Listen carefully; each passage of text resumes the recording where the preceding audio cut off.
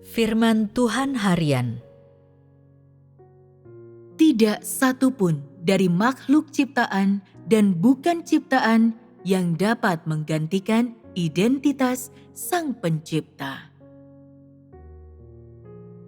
Sejak Dia memulai penciptaan segala sesuatu, kuasa Tuhan mulai diungkapkan dan mulai diperlihatkan karena Tuhan menggunakan firman untuk menciptakan segala sesuatu. Terlepas dari bagaimana Dia menciptakan mereka, terlepas dari mengapa Dia menciptakan mereka, segala sesuatu menjadi hidup serta tetap bertahan dan ada karena firman Tuhan. Dan ini adalah otoritas unik Sang Pencipta. Pada zaman sebelum manusia muncul di dunia, Sang Pencipta menggunakan kuasa dan otoritasnya untuk menciptakan segala sesuatu bagi umat manusia dan menggunakan berbagai metodenya yang unik untuk mempersiapkan lingkungan hidup yang cocok bagi umat manusia. Semua yang Dia lakukan adalah persiapan untuk umat manusia yang akan segera menerima nafasnya.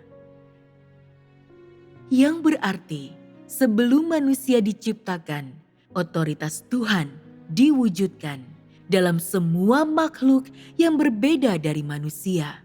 Dalam hal-hal yang besarnya seperti langit, terang, laut, dan tanah. Dan yang kecil seperti binatang dan burung, serta segala macam serangga dan mikroorganisme, termasuk berbagai bakteri yang tidak terlihat oleh mata telanjang. Masing-masing dihidupkan oleh firman Sang Pencipta, dan masing-masing berkembang biak karena firman Sang Pencipta, dan masing-masing hidup di bawah kedaulatan Sang Pencipta karena firman Sang Pencipta. Meski mereka tidak menerima nafas Sang Pencipta, mereka masih menunjukkan kehidupan dan vitalitas yang dianugerahkan kepada mereka oleh Sang Pencipta melalui berbagai bentuk dan struktur mereka. Meski mereka tidak menerima kemampuan untuk berbicara seperti yang diberikan kepada umat manusia oleh Sang Pencipta. Mereka masing-masing menerima cara mengungkapkan hidup mereka yang dianugerahkan kepada mereka oleh Sang Pencipta dan yang berbeda dari bahasa manusia. Otoritas Sang Pencipta tidak hanya memberikan vitalitas kehidupan pada objek-objek material yang tampak statis, sehingga mereka tidak akan pernah hilang, tetapi lebih lagi memberikan naluri untuk bereproduksi dan berkembang biak kepada setiap makhluk hidup, sehingga mereka tidak akan pernah lenyap, dan sehingga generasi demi generasi mereka akan meneruskan hukum dan prinsip kelangsungan hidup yang dianugerahkan kepada mereka oleh Sang Pencipta. Cara yang digunakan oleh Sang Pencipta untuk mengerahkan otoritasnya tidak secara kaku mengikuti sudut pandang makro atau mikro dan tidak terbatas pada bentuk apapun. Dia mampu mengarahkan pengoperasian alam semesta dan memegang kedaulatan atas kehidupan dan kematian segala sesuatu. Dan terlebih lagi, mampu memanuver segala sesuatu untuk melayaninya.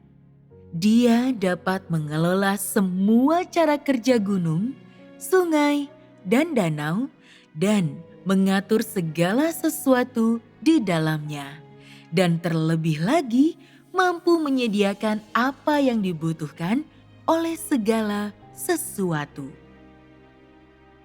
Ini adalah perwujudan dari otoritas unik Sang Pencipta di antara segala sesuatu selain manusia. Perwujudan seperti itu tidak hanya berlangsung seumur hidup dan tidak akan pernah berhenti atau beristirahat, dan tidak dapat diubah atau dirusak oleh orang atau benda apapun.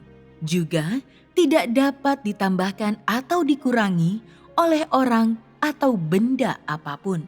Karena tidak ada yang dapat menggantikan identitas Sang Pencipta. Dan oleh karena itu, otoritas Sang Pencipta tidak dapat digantikan oleh makhluk ciptaan apapun dan tidak dapat dicapai oleh makhluk bukan ciptaan. Mari ambil contoh utusan dan malaikat Tuhan. Mereka tidak memiliki kuasa Tuhan, apalagi otoritas Sang Pencipta. Dan alasan mengapa mereka tidak memiliki kekuatan dan otoritas Tuhan adalah karena mereka tidak memiliki substansi Sang Pencipta. Makhluk bukan ciptaan, misalnya utusan dan malaikat Tuhan, meski mereka bisa melakukan beberapa hal atas nama Tuhan, mereka tidak dapat mewakili Tuhan. Meski mereka memiliki kekuatan yang tidak dimiliki oleh manusia, mereka tidak memiliki otoritas Tuhan. Mereka tidak memiliki otoritas Tuhan untuk menciptakan segala sesuatu dan memerintah segala sesuatu dan memegang kedaulatan atas segala sesuatu. Jadi, keunikan Tuhan tidak dapat digantikan oleh makhluk bukan ciptaan, dan demikian juga otoritas dan kuasa Tuhan tidak dapat digantikan oleh makhluk bukan ciptaan. Dalam Alkitab, pernahkah engkau membaca tentang utusan Tuhan yang menciptakan segala sesuatu? Dan mengapa Tuhan tidak mengirimkan seorang utusan atau malaikatnya untuk menciptakan segala sesuatu? Karena mereka tidak memiliki otoritas Tuhan. Dan oleh karena itu, mereka tidak memiliki kemampuan untuk menggunakan otoritas Tuhan. Sama seperti semua makhluk, mereka semua berada di bawah kedaulatan Sang Pencipta dan di bawah otoritas Sang Pencipta. Sehingga dengan cara yang sama, Sang Pencipta juga adalah Tuhan mereka dan juga Raja mereka. Di antara mereka masing-masing, apakah mereka mulia atau rendah, memiliki kekuatan besar atau kecil?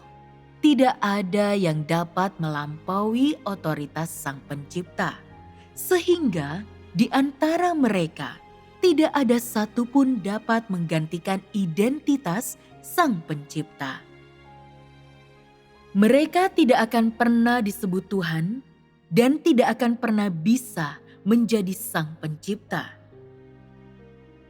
Ini adalah kebenaran dan fakta yang tak akan berubah.